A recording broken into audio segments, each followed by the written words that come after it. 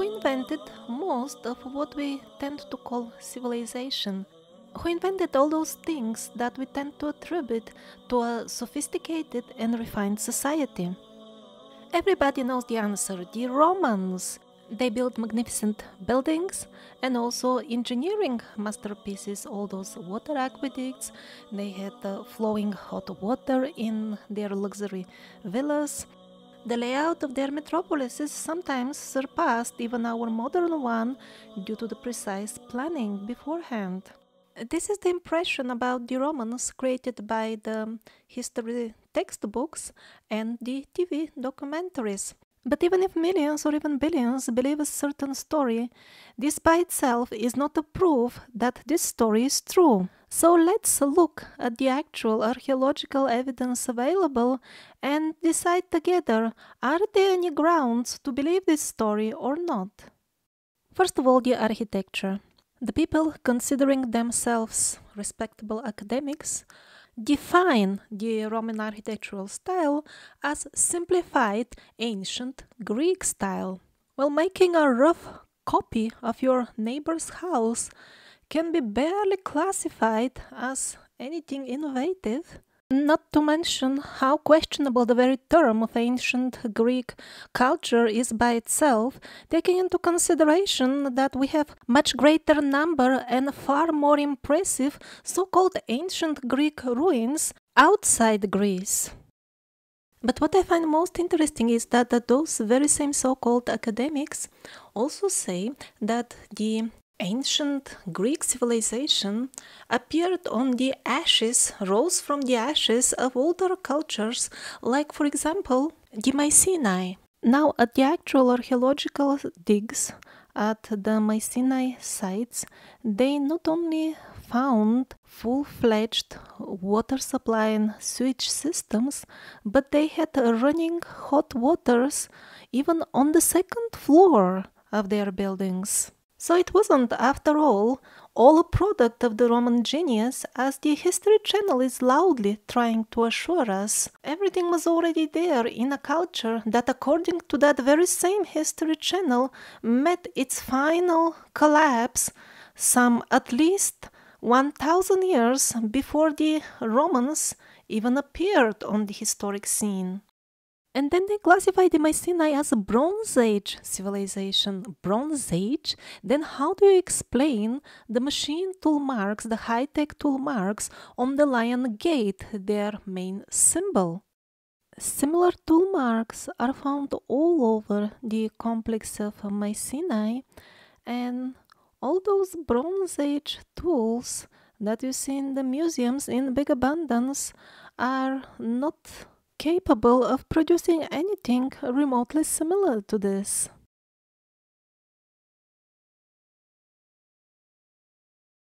The tools and techniques used here were the same as those used on the famous Egyptian and Peruvian megaliths. After the stones were placed or cast out of geopolymer, we don't know yet, after that they were shaped with a tool with one single stroke, so to say. We have not yet developed such modern portable tools which are so powerful that with a single stroke you can shape rows of stones at the height of a couple of stories, couple of floors. Such tool marks don't go well with the general idea that we are given about the Bronze Age, and that is why they don't show you such images on the History Channel. Now let's return to that famous Lion Gate, which has become like an emblematic symbol of the very meaning of Mycenae. It's a completely different style than everything surrounding it and appears to be broken even before they placed it. Probably it was an antique already when they made it a main symbol at the entrance of their city. It is of style commonly found in Asia Minor, especially at sites that are extremely ancient, sites that have abundance of such high-tech tool marks as well. The lions of Mycenae also appear to have a cutting done with a tool that is definitely not Bronze Age. To be frank, I don't see any grounds whatsoever to consider the Mycenaeans even a separate culture, what to speak of the impressive label of civilization. It is extremely unlikely that they invented anything at all as well. After all, we see here a degradation in terms of techniques and tools compared to the older megaliths from where they took their lion figures. And whatever they built wasn't of unique style of their own. Such cyclopean walls are commonplace for the Mediterranean region and particularly Italy. This is the cistern of Mycenae. It is built in a style very common for Italy and especially for Sardinia. The Mycenaean symbols, their griffins, are in no way unique or peculiar to the region. They greatly resemble the griffins worshipped and revered all over Asia and Europe. Such high-tech tool marks are not found on Mycenaean sites exclusively. They can be spotted at a number of so-called ancient Greek sites. And here, every well-read penguin will tell you, oh yes, we know all that long ago. Of course, ancient Greek sites are often built on the basis of an older places of worship. And academics still argue who were exactly the people before that. Still argue? Let them argue to their heart's content, but why they're not telling the facts to the people, the facts about what they have actually excavated? Namely, up to 6 successive layers below each other, some of them eroded, means the building on the top was built after the previous one was already eroded. That means great spans of time in between the layers. And most importantly, with each successive and deeper layer, the quality of masonry work increases considerably. And it is not just the size of the megalithic blocks that gets bigger as the layers get lower and lower. Also the precision of the quality of the masonry work and the chances of spotting high-tech tool marks, they also increase with the deeper layers. In other words, gradual degradation is clearly visible. Instead of that, they're bamboozling us with talks about discovering and innovating. And it is not just the false propaganda. They also actively cover up the valuable artifacts of the old civilizations. Here you see some cutting tool marks are barely visible. The lower layers are submerged under modern asphalt or whatever, cement. And all that is going under the misleading slogans of preservation and restoration. In reality, most of what the general tourist would see on the so-called ancient Greek sites are modern buildings, some of them artificially aged.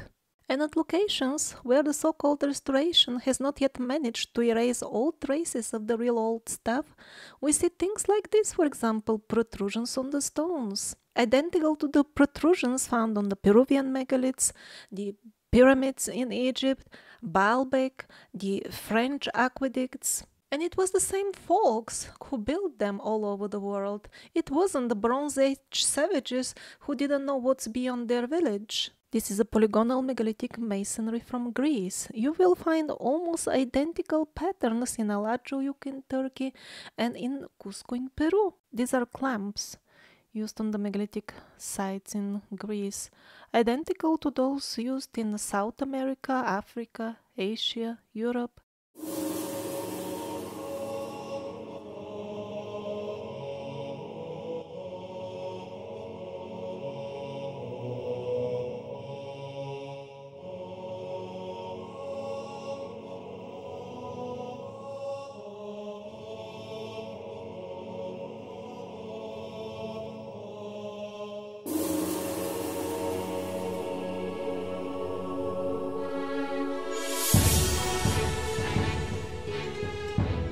So let's get back to the original question. Did really the Romans invent any of the goodies of what we call civilization, or not really? So what about the Roman water aqueducts, for example? built with such a precision that they are accurate to the millimeter. Interestingly enough, impressive big Roman aqueducts are found in abundance in dozens, if not in hundreds, in America, mainly in Mexico. The Penguins assure us that the colonialists built them because they cared so much for the locals. Did they? Strange that some of the aqueducts actually feed pre-Columbian cities like those of the Aztecs. It is also somewhat mysterious that the colonialists who loved the locals so much that they did time travel to Roman times to learn how to build aqueducts with them. So after these loving people met the locals, somehow a very small fraction of the local population remained alive.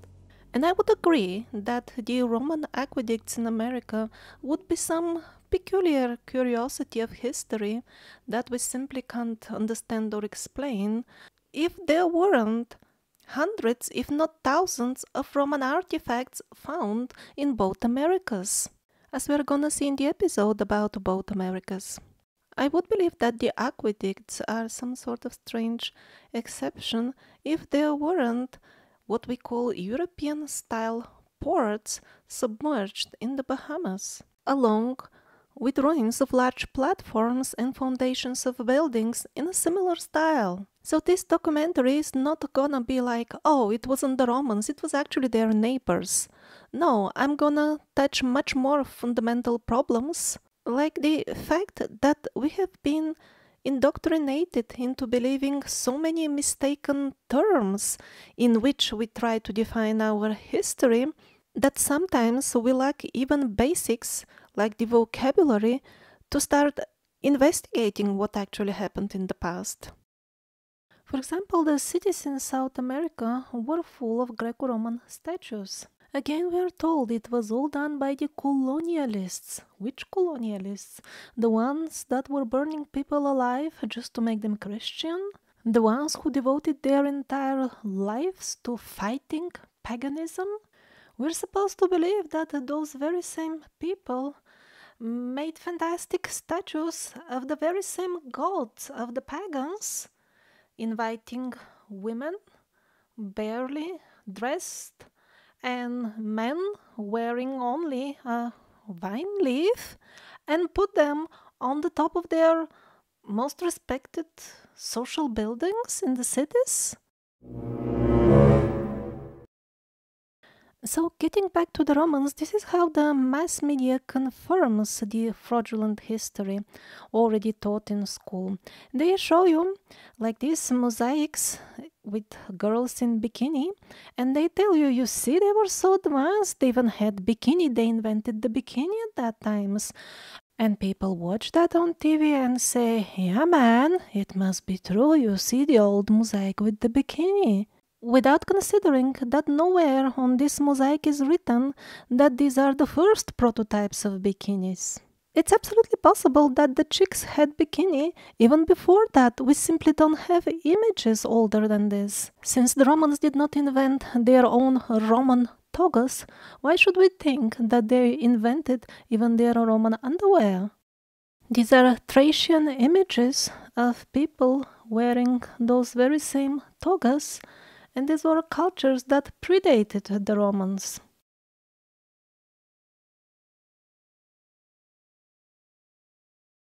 And these are your Roman togas, which many millions of women wear even nowadays in Asia.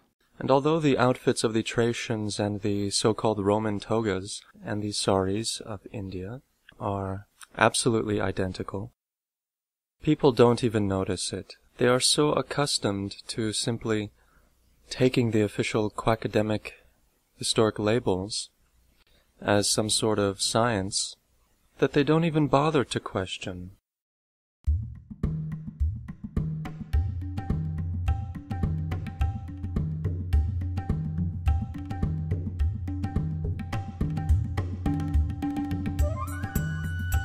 And I'm not talking about some minor details, the so-called mysteries, small, unexplained parts of our past No, even the very fundamentals of the so-called history, of the official history taught in schools, does not match the artifacts, does not match the historic sites, and not only the ancient history, even the relatively recent one, as much as a few hundred years ago.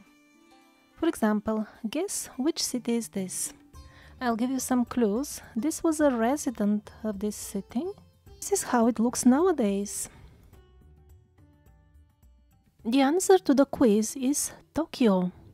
Did you get it right? I doubt, because these things shouldn't have been there. Because when in Europe, people were building in the so-called neoclassical style, which is yet another extremely misleading label, then Japan lived in almost complete isolation from the world. So blinded in their fanatic beliefs in the academic stories about history, people just assumed that they must have been built after Japan got open to the world. But is this really, possible? This means clearing up large parts, the very central parts of their traditional city, just completely demolishing all buildings. Nothing like this is recorded.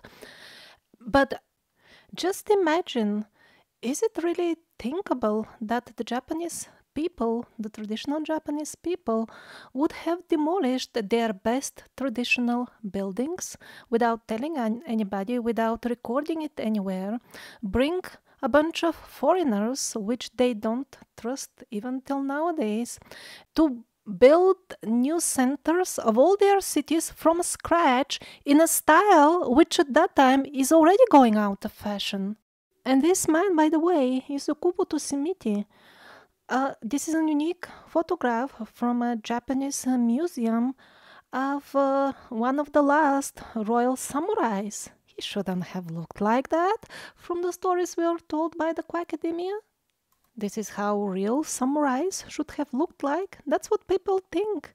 Well, these are actually actors. And it's not just the style that shouldn't have been there if the official history was correct. Also, there are megaliths woven within the structure of those very same buildings that should not have been there. And not just any megaliths, but polygonal megaliths, very much like those of Peru, Turkey, and Egypt. There is no coincidence, even the clamps match. With the clamps on the megaliths on the other continents, which the official Academia is indirectly trying to trick us into thinking that they are from some extremely old and forgotten civilization, disappeared civilization, lost civilization. Don't even bother to trace it. It was so far away in time. No, it wasn't so far away back in time. At least its end. Yes, the civilization might have existed for extremely long time, but its demise was very recent. And now the time has come to become aware that somebody has been seriously tampering with our history. And if we really want to know how things really were, we'll have to start recovering the true history almost from scratch. So, since we didn't have any luck with the Romans in terms of finding any actual proof that they indeed placed the bedrock of what we call civilization, let's try with some other famous ancient civilization. For example, the Indus Valley, also known as the Harappan civilization. Its most famous site probably being Mohenjo-daro. Official academics send it 4,000 years back in time. That's deep antiquity. God knows if those dates are true, because as we're gonna discover in the later episodes, anything older than 200 years is highly questionable, and anything older than 500 years is most likely pure fantasy. But let's, for the argument's sake, assume that these dates are correct. So let's see what we read in the actual notes of the archaeologists who were digging at the site. Couple of distinct periods are clearly visible. Of course, it was a long span of time, so it is normal different cultures inhabited it. So the very first layer, from the very beginning, from scratch, there was central planning. There was sewage, there was flowing water, there were wells. Everything was laid out on a plan before even the city appeared. So it wasn't chaotic, just a settlement, and then a few more people joined and decided to make a well. Oh, then let's build a house. No, central planning from the very beginning. And not only the cities were properly laid with streets straight and everything, the full civilization was centrally planned. There were factories manufacturing various goods. And it was remarkably well organized. Certain parts would be manufactured in a given city, and then transport would be organized. The full manufacturing process will continue in another city. So we are already talking about well organized infrastructure with complex components. This golden period ends abruptly by people simply dying on the streets. There is nobody to even bury them. We are told by the penguins that it is all mystery. This is a proven trick. It works to tell it's a mystery so that we can ignore the legends which tell us in detail what kind of weapons were killing people like this. And of course, now the full site is restored, improved. This situation cannot be studied anymore. The skeletons are no longer there. The destruction of the buildings also cannot be studied. Was there really an epicenter? As some say, we don't know anymore. One more evidence destroyed. Well, anyhow, and then the next culture comes and inhabits the site, Mohenjo-daro. They have difficulty maintaining the infrastructure even, which they found basically ready-made. For example, the water supply system starts deteriorating because it lacks maintenance, the public wells don't get serviced fast enough, things like that. Then as few more cultures take over the place, it progressively gets worse and worse. They cannot maintain it, and at the end, it boils down to living in torn down houses. Wherever the roof is still standing, they inhabit those rooms, and they even start using the houses in some of the quarters as burial places. In other words, the organized society has simply fallen apart, total decay. So I'm asking, where in all this do you see any progression, any innovation, any discoveries, any progress?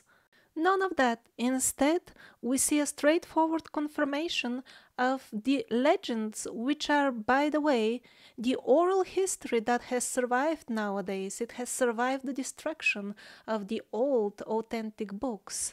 And not only the degradation proves the legends as more reliable history than what we commonly see on TV, but also the fact that knowledge comes in a ready-made form, really exactly as the legends from all continents describe it. Somebody comes and teaches the people arts, medicine, installs social law, establishes infrastructure, teaches people how to maintain it.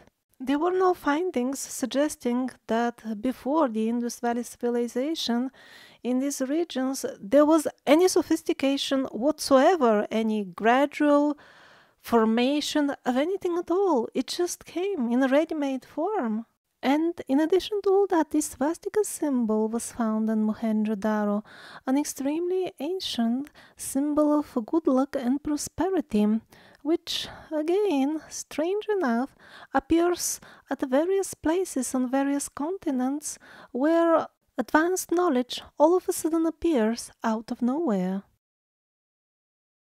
Now, in terms of the role of organized religion in nowadays society, it seems that relatively few people actually meet God face to face after being members of a particular group. But there is something else that has been working very effectively. People's consciousness is flooded daily by numerous stories of people acting violently, led by religious fanaticism. Because after watching TV for even a couple of minutes, one falls into the state of hypnosis. Although it is a light hypnosis, still it is, and the very definition of hypnosis is a state of high suggestibility. Well, in the episode about the religions, you will be surprised to discover that completely different times were upon us. Times when, for example, the Christianity and Islam were actually one and the same religion. As strange as this may sound nowadays, actually there are a lot of artifacts pointing in this direction. Like, for example, European kings from Russia, from Germany, wearing Arabic religious inscriptions on their helmets and on their weaponry. Quotes from the Quran are inscribed basically along with perfectly Christian-looking inscriptions. While at the same time as rulers in West Asia, which are now classified as purely Muslim, they were minting coins and depicting themselves with Christian crosses and other attributes now officially labeled as purely Christian.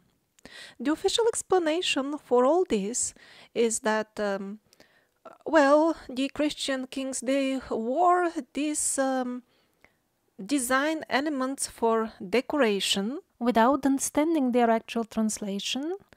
And, the German king, he just lost his mantle, and then he was wearing the Arabic one, because exactly at the time he lost his, they conquered some Arabic tribe and decided to use their lovely mantle instead. Really?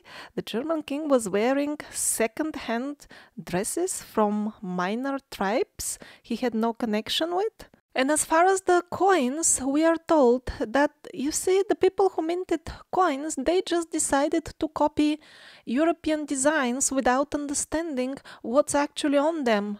Really? Was there such a lack of designs all over Asia?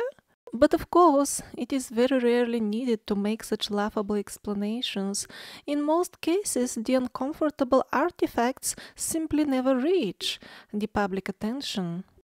And even when people do notice and think, this is off, this doesn't sound right, they don't even know what to make out of that, because they are tamed by the TV to classify it as some sort of strange mystery.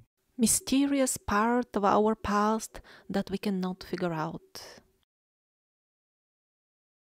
And another very clever trick is to always present and study the history fragmented. Everybody is restricted to their own region. For example, runic writing is found in Europe, Asia, and Africa, and maybe even some variations in both Americas.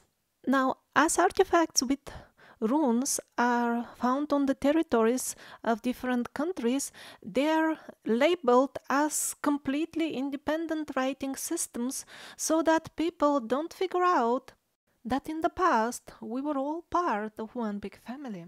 And then you might be wondering, is it really possible that so many historians over the centuries and thousands of years have made such blunt mistakes and imagined history disconnected from the artifacts and the historic sites? How is that even possible? No, it is not possible, but the timeline that your history teacher told you in school is actually a fiction mixed with half-truth, and all that was cooked mostly during the time of the Reformation, when history as such was transformed from a science of studying the past to a method of modifying the consciousness of the masses by making them identify with what they are actually not.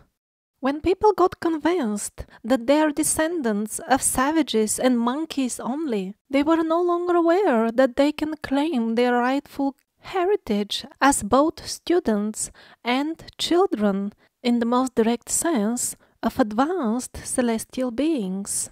After most of the genuine historic chronicles were burned during the Reformation, often tossed in the fires along with their authors, then a new fictional history was compiled. It was done mainly by two people, Joseph Scaliger and Dionysius Petavius. Most of what is called history nowadays is based exclusively on the work of these two people.